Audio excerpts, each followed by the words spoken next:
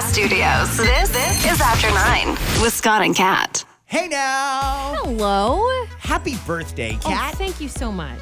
It is a big day in the history of broadcast and social media. Kat Callahan, the voice of both, turns another year older.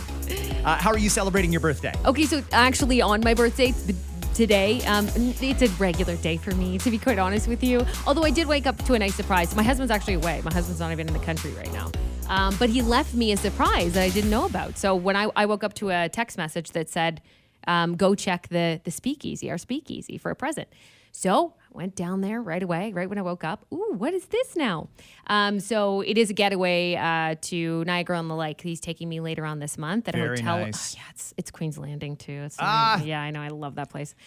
We haven't been in years. Like he and I in Niagara-on-the-Lake before kids, I think. It's been a long time, just the two of us there. Like we've done Niagara Falls, but Niagara-on-the-Lake. So I'm excited about that. Very good. Yeah, and a little gift and everything too. Yeah. They've got such great specials to go down there. Do a little mention here for the folks in Niagara-on-the-Lake because their stay and play packages where you can combo it up with wine tours or you get breakfast the next morning and all sorts of other stuff. Really good if you need to do a staycation, which I imagine many people will because interest rates remain high. Although they just announced it, interest rates are down a quarter point. A quarter point. I think people will take that. They'll take it. I mean, we'll take anything. It's the first cut since before the pandemic. Yeah. A quarter point is a start. Absolutely. They got to get them lower, though. You know, it's amazing how many people are renewing their mortgage every single day. Like thousands of mortgages a day renew. How about the people that renewed yesterday that are just paying a quarter point, especially if they locked in for no good reason other than they renewed on Tuesday instead of Wednesday? Right. Yes. It's not fun. It's not. I know. But that's the luck of the timing. That's the luck of timing. It's the luck of timing for people who decided to do variable, thinking everything would be fine. Right. It's all the same. Oh, I don't see it that way.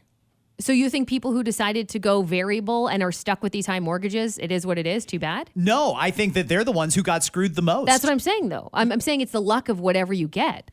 When you locked in fixed, that's just you can't. Nobody has a crystal ball, but that's the timing that you're blessed with.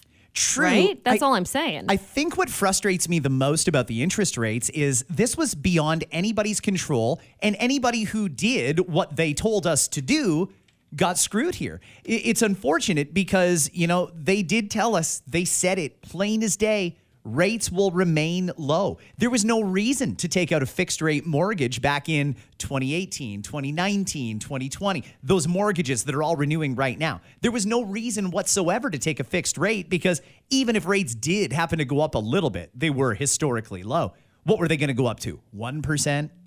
1.5%? There was no reason whatsoever to think they would go up to 5%. And it was just really mismanagement by the Bank of Canada. Too much money got printed. They didn't keep an eye on inflation. It got out of control. And now so many people have lost so much equity in their home or flat out cash out of pocket. So enjoy this little bit of relief. Now we can start speculating about whether or not they'll cut them again in July. I think there's a lot of reason to think that there are more cuts coming. I think the economists are basically in agreement that probably down 3/4 to a full point by the end of this year. Eventually, all told, once the economy is completely in the tank, maybe we'll get it down to about double what it used to be, but half of what it is now. They're probably going to meet in the middle with an interest rate around 2.5%, which would be terrible 5 years ago, but amazing right now. So enjoy, everybody. Maybe it's a little bit of relief that you've been waiting for. The interest rates are going down a quarter point. I wonder, by the way, and we'll continue to discuss this, no doubt, and eventually maybe we'll get our buddy Tony Johal on here or something. We could talk to Tony. Yeah, because I'm curious how it'll impact the market over the next couple of weeks, few weeks. Usually this takes a little time anyway, but when an announcement of any kind is made, it can impact the real estate market. And I'm curious because the last time we talked to him, it was more like people trying to get out of their homes before their mortgage renews and they have to pay those higher prices. Yep. Will they see an influx of people ready to purchase those bigger, homes or higher priced homes, I should say? I don't know, but maybe it'll impact a lot of different industries in different ways, but I'm curious about that one. Yeah, me too. We're watching for a couple of different strikes that are going to be exceptionally inconvenient, starting as early as tomorrow. Tomorrow, the Canada Border Services Agency could Well, they can't. No, they could. No, they can't walk off the job. They're not allowed to do that. They're an essential service, but they could do the work to rule, which is where they work specifically to the rule of their job description. If the job description says you must process travelers and admit them to Canada if they meet all the requirements and they're not a security threat. Well, there's nothing in there that says they have to do it quick. So they could, That's what I'm expecting. pull up to the booth and, yeah, we're going to sit here and chat for 10 minutes and then I'll wave you through. Then I'll bring another car through and keep them for 10 Let minutes. me flip every page of your passport just because I can. Flip, right? That's exactly it. And it's funny because I had this conversation with somebody yesterday who's like, CBSA doesn't matter because they're essential. They're not allowed to strike. And you're right. They're not allowed to strike, but they can certainly still snarl They can up the hold things border. up. They can absolutely, they know what to do. They do that job every day. They know what measures they can take that aren't necessarily proven that they're snarling things up because they're taking extra precaution. And that's in their allowance and their job, right? But at what point do we say, I mean, I'll take you back to the Freedom Convoy and the trucker convoys for a while. That the number one reason that they needed to invoke the Emergency Act is because it was critical infrastructure. We had to get all this commerce over the border. And there's no way we could allow people to block the border or slow down commerce at the Windsor crossing, which is the one that was blocked at the time. They said this was critical. It needed to remain open. That was when there was protesters at the bottom of the bridge. What about when it's the CBSA themselves intentionally holding up the traffic? Is anybody going to do anything about that, or are they just going to let it happen? And by the way, I'm not hanging this on the CBSA. They've been working without a contract for 2 years. Frankly, I don't understand how any government agency can go 2 years without a contract. Yeah. I mean, I'm glad they're deemed essential. Can they do anything is a good question because, again, if it's in the realm of what you do and you can prove, I'm going to use air quotes, but prove like, yeah, I'm doing this because I'm doing my due diligence. It's in your right, in your job to do certain things. As long as they're doing everything in their right, even though you know full well you didn't need to take the time to ask 5 questions. You could have asked each person 1. You know you're making things go slower, but it's in your right, in your job description to still do that. So I don't think they can get mad at you for doing your job. So essentially they're going to get away with it for sure. But will it happen? I don't know. How long will this last? I don't know. They can't let it go on long. No, I hope not. I do want them to have a contract too. I agree with you. It doesn't seem right. I'm waiting until midnight tonight to decide if I'm going to the States this weekend, because if this strike is happening, I don't know if I'm even going to bother taking my chances. Right. I could cross at the Port Huron crossing, the one that nobody goes to. Even that's going to be backed up. That's so how too. bad this is going to be. Yeah. Now, the other strike is, and fortunately, I'm happy to say, has no impact on me whatsoever. But man, am I ever worried about the people who live and work in Toronto, because as of Friday, the TTC, the Toronto Transit Commission, may be on strike. That's a big one. I was watching the news last night, and they were talking to various stakeholders. For example, Beck Taxi. Hey, are you going to have more taxis on just in case there's a strike on Friday? They said no, they're already running at basically full capacity. Uber Canada, you guys going to step up? They said, yeah, they're going to offer incentives to get as many drivers on the road as possible, but a bunch of Ubers and taxis is not going to solve the problem of transit not running. This would be streetcars, buses, and subways. All of it shut down. The only thing they're going to keep running, and good for them for doing this, is the accessibility, the wheel-trans or whatever they call it. Good. Okay. So that's good. Those people won't be left high and dry. But there's a lot of people who bought into the dream. Live downtown Toronto. You don't even need a car. We've got a great transit system. It'll get you everywhere you got to go. If there's a strike, it won't. Yeah. I don't know. This has happened before. What was the last strike, by the way? Well, Do you have that? It was. I remember it. I do remember too. being an issue. 10 years ago? Yeah, 12 years I ago? feel like it wasn't. 15? Yeah. Well, they were deemed an essential service, but the court struck that down. So they are allowed to go on strike. That's their right as workers. And I guess if it's their right, it's their right. I just want to know, what are the leaders doing about this? You know, if I'm TTC, so that would be City of Toronto. If I'm Mayor Olivia Chow, looking at the possibility of 5 million people being completely stranded and absolute gridlock and chaos in the streets, I'm going to do everything I can to avoid this strike. Maybe you have to cut a side deal. Maybe you've got to pull the negotiation team in and say, nobody's leaving this room until we get a deal. Because it impacts everything. This impacts people's personal livelihoods, first of all, because people have to now, let's say you have to take a cab now. there's people who literally won't even bother going into work because the cost of transportation for them has just gone up versus what they're used to, right? And then you'll have businesses that might suffer because of it too, right? Because people will avoid the areas if they were going to take transit in them, to them, you know? Yeah. You can't have this in a major city like Toronto. It's the 5th biggest city in North America. You can't have no transit, even if it is just for a couple of days. It doesn't work. If the green people down at City Hall there in Toronto really, really want to get more people taking mass transit, the worst thing that could happen is a strike. And people say, fuck this. I will not rely on this transit system anymore. I'm going to get a car. Or even worse, I'm moving. I'm going to go somewhere where nobody bothers me and I don't have to deal with 1,000,001 bike lanes and stuff like that. You guys got to figure it out because it's not going to be pretty on Friday if this strike happens. What else we got here? WestJet is taking it on the chin. In fact, there's double airline news today, Kat. Yeah, that's not all good, is it? Well, WestJet has now formally launched what we talked about the other day, the Ultra Basic. No more free carry-on bags. It is the ultra low fare. Maybe you get a flight from here to Orlando for $100. Great. But you can't even bring a carry-on, and your seat will be at the back of the plane. At the back. If you want to upgrade to a seat in a better place or you want more legroom, you'll have to pay for that. If you want to bring a carry-on bag, you'll pay for that. Checked bag? Oh, you're definitely going to pay for that. Definitely going to pay for that one.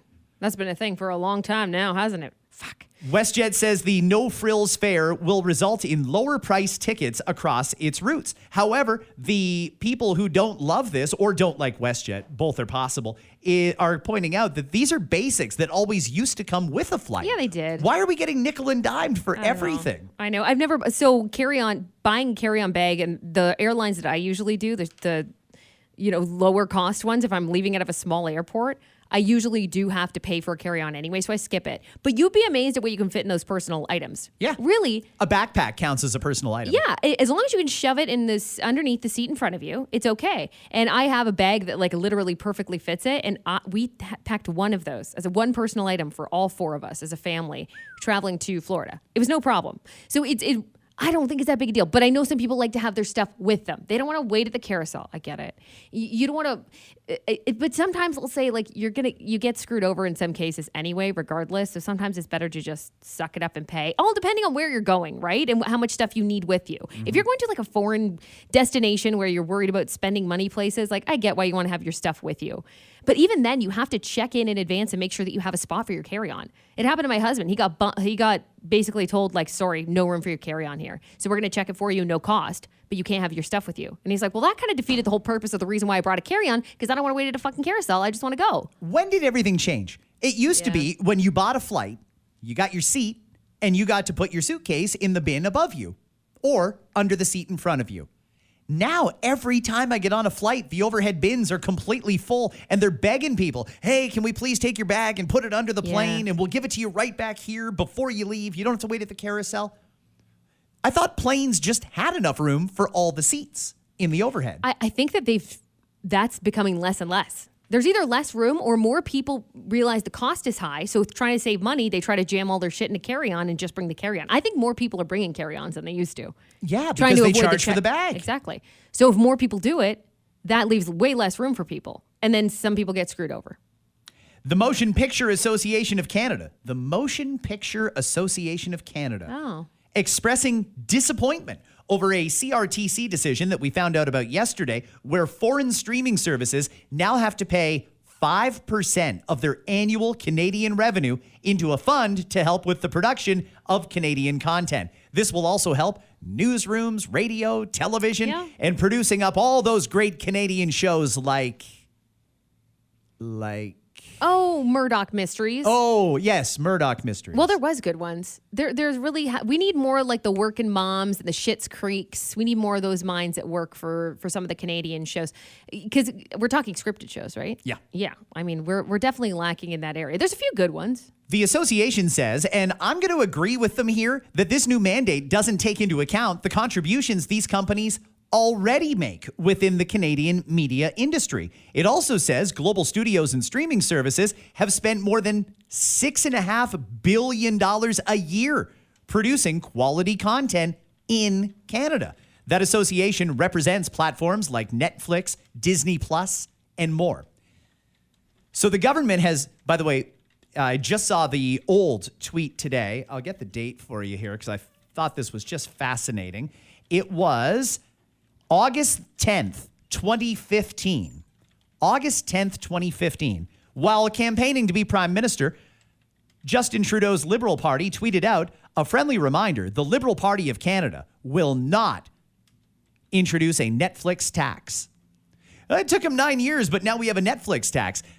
This is going to get passed on to us, right? Like when they start raising subscription fees, it's going to be to cover the loss. So in other words, Netflix and Disney Plus are not kicking in billions of their own dollars to produce Canadian content. We Canadians are going to have to pay to produce Canadian content even more than we already do because a lot of our tax dollars go there, and all of the other media in Canada now, radio, TV, they all contribute a major portion of their funds to producing Canadian content. Netflix and Disney Plus, this won't be a thought for them. They're just going to raise the price, which is going to affect all of us. Yeah, I think so too. I don't understand what the people in Ottawa, and it doesn't matter which government it is, it could even be at Queen's Park. How do they not understand that when you put an extra levy or tax on a business, it ends up coming back to the taxpayers anyway because they just offload that cost to the taxpayers. And that's exactly what's going to happen here. And shouldn't they get credit? I mean, if Netflix and Disney Plus was spending $6.7 billion a year producing and shooting and editing and filming content in Canada, shouldn't that count to the 5% total? The CRTC says no. So I'm wondering how many of these production companies are going to continue to film here if they're not going to get any credit for it in the money that they have to pay. And I'm thinking about Ryan Reynolds is opening that massive studio in Markham. Mm-hmm. And when does that open? It's got to be the end of this year? I think so. Yeah, Isn't it's it? coming soon. So I feel like there's going to be a lot of productions. So I mean, it's a good question. Let's do a couple of local stories here, Kat.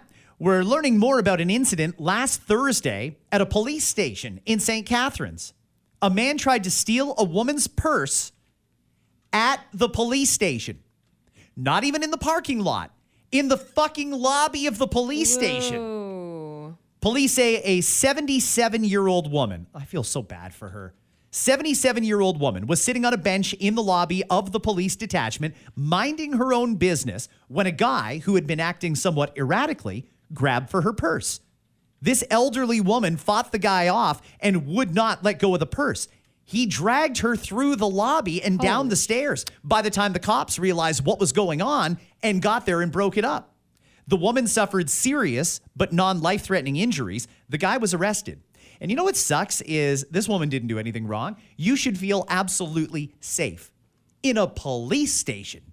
You would think if there's anywhere you can feel safe, it's when you're surrounded by cops. Absolutely. That would be the number one place I'd think about feeling safe. And the cops didn't do anything wrong. They didn't. They were just there doing their thing. They've got one person up at the front talking to people who come in off the street, and everybody else is in the back doing their job. By the time they realized, is that fucking guy robbing somebody in our lobby? By the time they come out from around the back, deal with the guy, hopefully they beat the shit out of him before they put him in the cell. Did he want to be in the cell? Like, I always wonder when shit like that happens. Like, did he want to be in the cell, or is he just like not all there? Like, what's the reasoning for doing that? I don't you know? Yeah, that's a fair question. It's like you want to get caught when you do that shit. I have a feeling drugs were a factor here. I'm pretty sure he was on something. They said he was acting really, really erratically. Still in Hamilton area for a second. City Council has greenlit an expansion program that helps low-income people purchase an air conditioner. Eligible residents in Hamilton will be given $350 to buy a room-size AC unit. The program will cost millions. Here's the thing.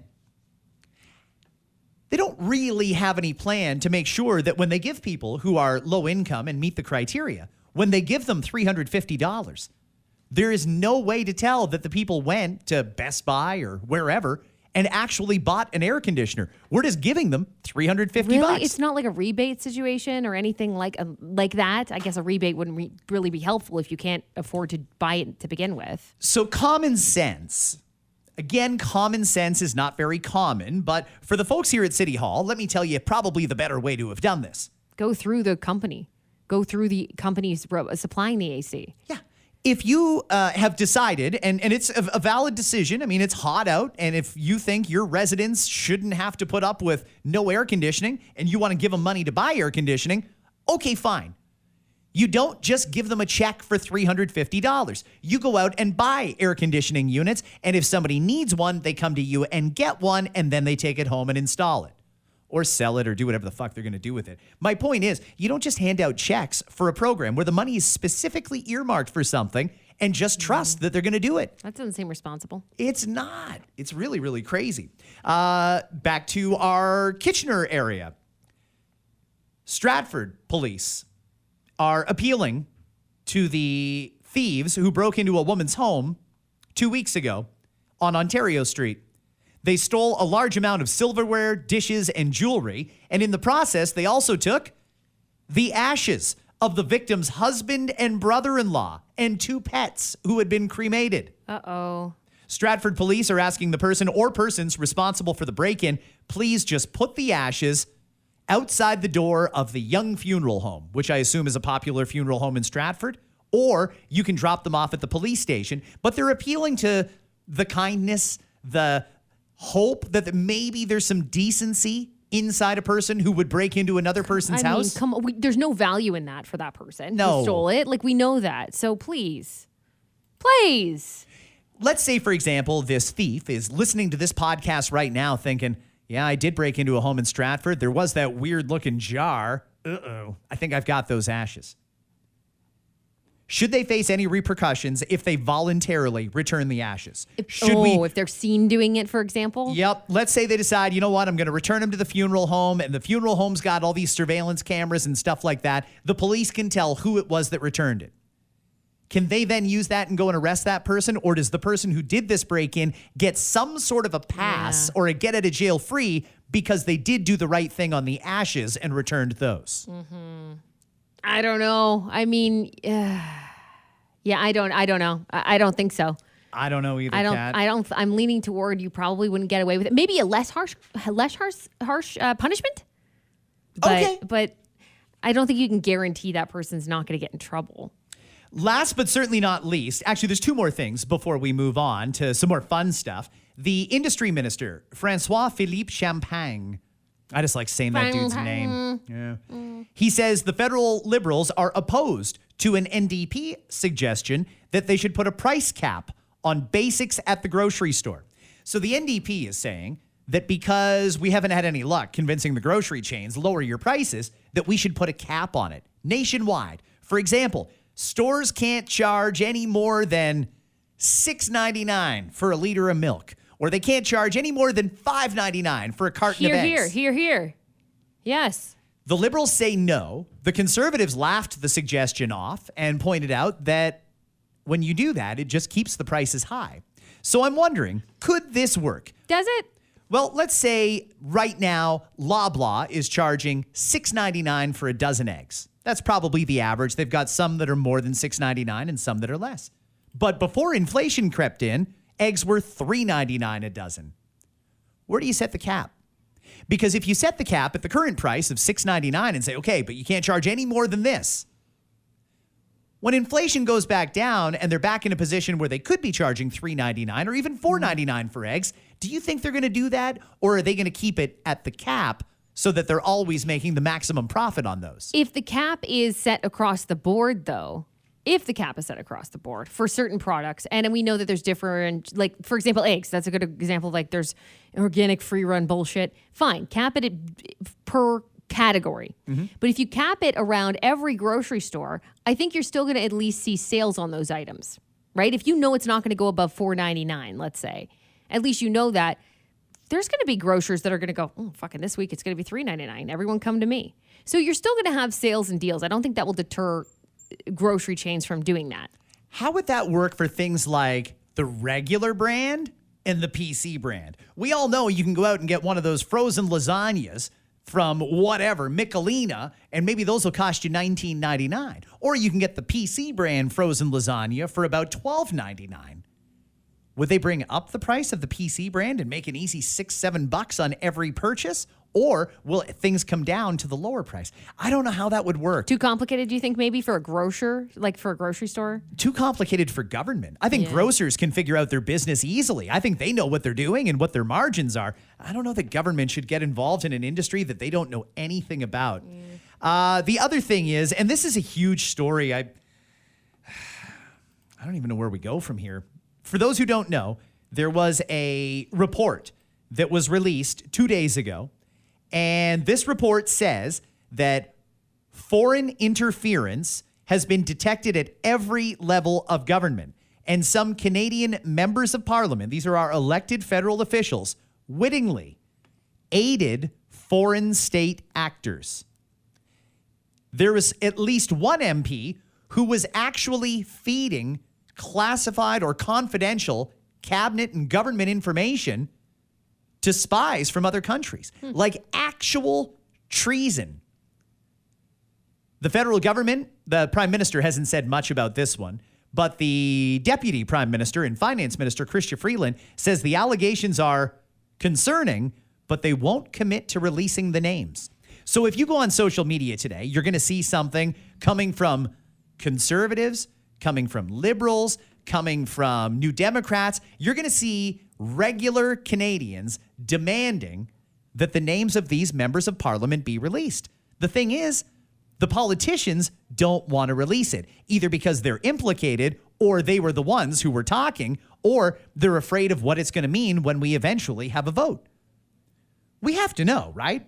Certainly before we vote again, they would have to tell us who these MPs are that are compromised. I think so. In America, the punishment for treason is death. Like, do we have a right to know? We do have a right to know. And that's why so many Canadians, and not politicians, just regular, run-of-the-mill, middle-class people like us, are all over social media today demanding that we get to know the names. Front page of the Toronto Sun and the Toronto Star.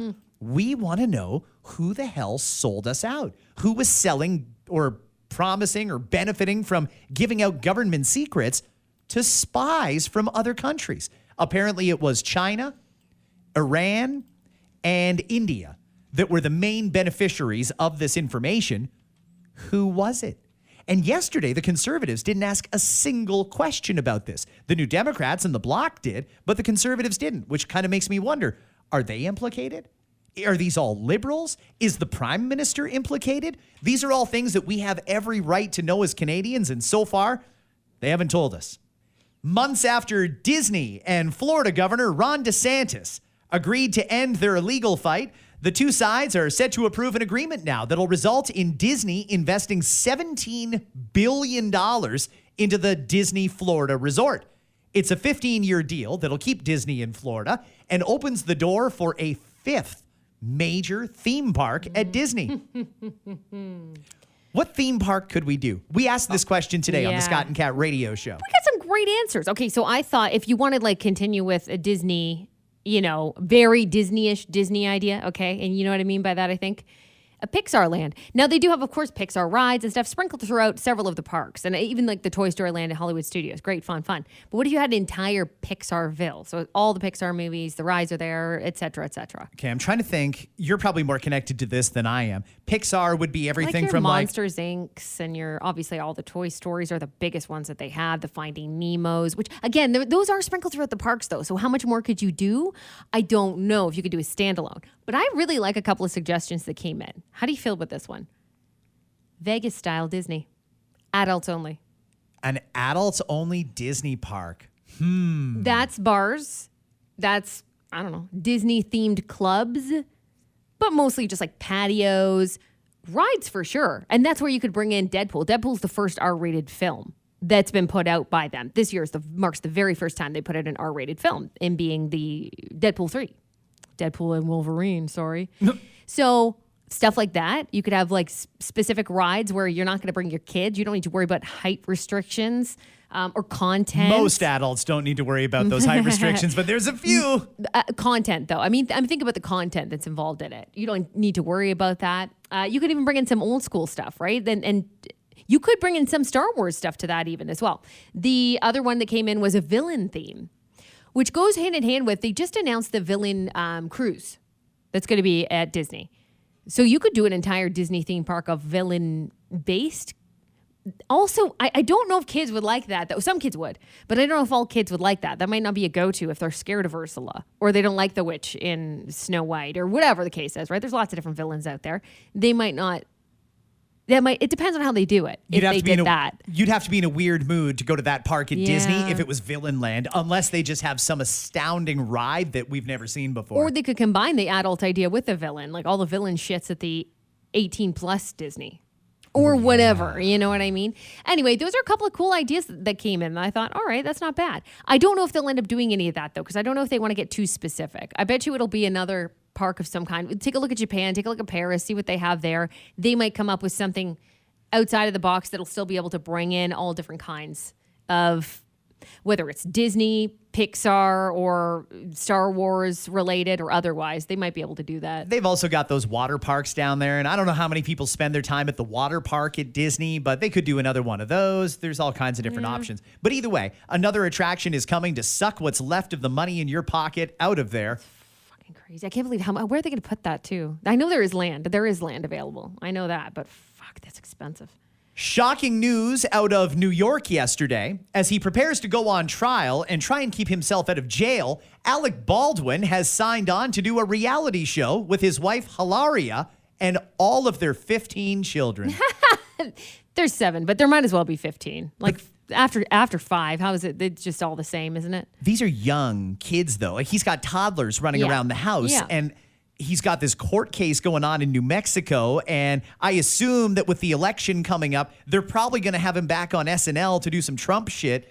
How is he going to do this? I wonder if they will. Didn't think about that. And what happens when Alec Baldwin, or if Alec Baldwin, actually gets sentenced to jail? Does the show go on hold, or is the show all about Hilaria raising 7 kids while her husband's doing time? Well, this is why they didn't announce that the show will not start until next year. And there's probably a reason why they did that is because of the just in case factor of how this all pans out next month. It's July. His trial's coming up very soon.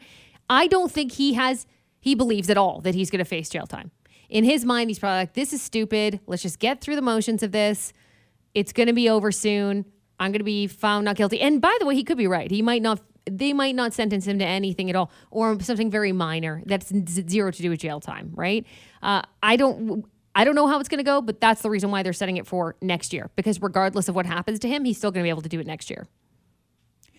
Even because his jail time's not going to be that much if it is anything. Hannah Gutierrez Reed is the one that put the live ammunition in the fucking fake gun, and she only got up to 18 months. She's going to be out well before that. Oh, yeah, she won't. I don't even know if he's going to do jail time at all. Yeah. I think they're trying their hardest, and whatever they think they have against him, they're going to do their damnedest to figure out if they can put him behind bars even for like 3 weeks, but I don't know if it's going to happen. It feels like in America, there's a lot of prosecutors down there that are prosecuting cases because they want to be associated with the case. I thought that about some of the Trump stuff that's been filed, and I thought, do you actually think something criminal against the public happened here, or do you just want to be that prosecutor who comes out and does a news conference every day? I kind of feel like that's the way this is going with the police and the investigators in the Alec Baldwin thing. But that's coming up next month.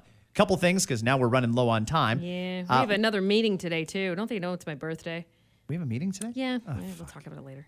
All right. It's another one? Another one? Why do we have to be on so many stations? We love it, but yeah, a lot of meetings. Okay. What's wrong with Halsey? Oh my gosh, I worry about Halsey. I hope she's okay. You know what? She seems to be in okay spirits, but the new song she put out is very sad. And some of the lyrics are very dark, but she seems optimistic. Does that make sense? She's also donating proceeds to is it leukemia and lymphoma? Yep. And also a couple of other causes as well. So it's hard to say what exactly specifically is wrong with her, but she opens up in her music about over the last few years having poor health. And she did go away for a while. You might remember. Now, she did have a baby too, but it was even after she had the baby, a while after that she had to take a break. So we know that there are health issues. She is not being specific, but the fact that it's going to certain causes, and lupus was another one too.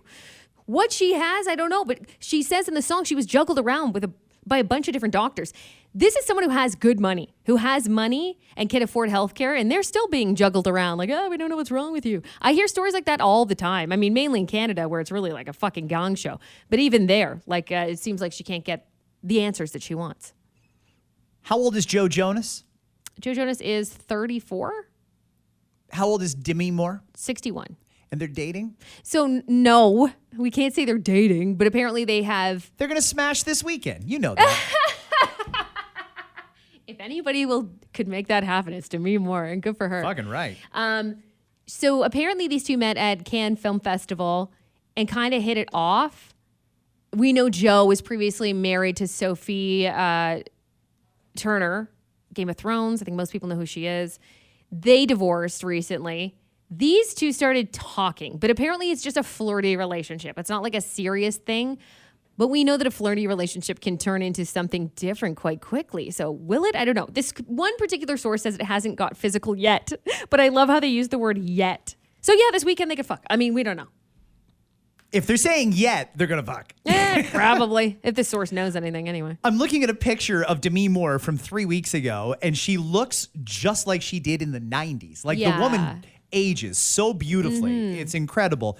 That is that's a bit of an age gap. Well, we know she likes him young. I mean, good for her. Who cares? Well, she was with Ashton Kutcher before Joe Jonas. And by the way, Joe Jonas is 1 year younger than her daughter, Rumor Willis. Yeah. Is that a rule, like an unspoken rule, but not a rule, where you can't really date anyone that's younger than your children? People ignore unspoken rules all the time, especially when it comes to dating. It's half the age plus 7, Demi. Just so you know. Don't you know? That's Everybody legally. fucking knows that. You're going to be in trouble. No, you won't be in trouble. Hey, these are two consenting adults, so I don't care if they are hooking up. And I mean, typically, I agree with it too, but I've certainly been around doing this gig long enough to know that if it were a 61-year-old man and a 34-year-old woman, people would raise red flags about that. Maybe. I don't know. To me, it's still too well over. Like, I mean, it's a 30-something. Totally different for me if it's like a 21-year-old. I know that probably doesn't make sense. Like, but they're still adult. Still different for me. If you're into your 30s, you've seen shit, you've been around the block, you got a couple kids, you know what's up. You're fine. Couple of quick updates before we go. People have been asking me what happened with the raccoon. Did you kill it? It hasn't come back. Oh, well, that's good. So no, I didn't kill it. Hopefully it died of natural causes we behind know the it. shed. Yeah. No, the raccoon did not come back, which means it's a pretty smart raccoon because I was getting ready to do that trip down to Sale is the closest one to my place. Yeah, and I was going to get like the traps, the coyote pee, the all everything, the things. ammunition, whatever. I was just going to make sure that it was gone, and I would have done it humanely, by the way. Thank you to everybody who urged me to be kind in relocating that raccoon. But some people said, you know what you should do? Buy a trap. Once the raccoon's in there, throw the trap in your car and drive it out to the forest. And drive many kilometers. I'm not doing that. Yeah. People are Can't like, blame oh, you. just call the city and they'll send somebody. No, they won't. No, they won't. They don't care. They absolutely won't. They'll refer you to a private company who charges a lot of money to get rid of raccoons. The city doesn't have time for that. And thank God, by the way. Could you imagine that's what they spent their time doing? No, they don't have time for that. And finally, I posted a picture of a brisket the other day that I was making on National Brisket Day. Mm-hmm. It's remarkable how many people asked me, hey, how do you do that? People that want to get into it, but haven't gotten into it yet. Here's how it works. If you get a smaller brisket, like the one I had, it was 3.5 pounds, 250 degrees. You're going to cook it in the oven, not on the barbecue, in the oven. It's got to be a consistent 250 degrees. Do it for about an hour, 15 minutes per pound on that very low temperature.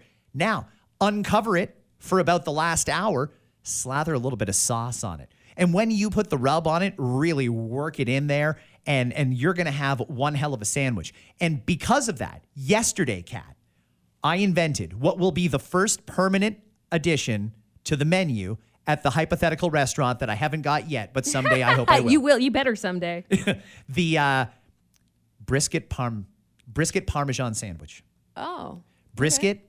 A little bit of sauce, like a pasta type sauce, a red sauce, some Parmesan, onions and sweet peppers. There you go, California sandwiches. That's the best way to do it. It was delicious. Good. I'm still this excited about lunch I had yesterday. I'm happy for you. That's how my week is going. I'm super extra pumped about lunch. I think that's it. I think so too. Get the It's fuck just out of here. people were asking me DMs and we can do a DM episode if you want to do one like Thursday or something tomorrow. Yeah, let me find them. And I'm also just now seeing I got a lot of messages in my filter too. We'll do a DM we can response. Do some DMs. I've got some stuff I can dig through as well once I get past all of my happy birthday messages. Is Dave Freestyle Blizzard coming in on Friday? I think he might be. Yeah, I can check with. Actually, just saw him. I'll double check with him when we see him again. Okay, we'll do that. Have yourselves a great hump day, everybody. Enjoy that quarter 2.5% interest rate cut. And all the extra money you've got in your pocket now. Oh, you're so rich. We'll see you back here tomorrow for another After 9. Bye, friends.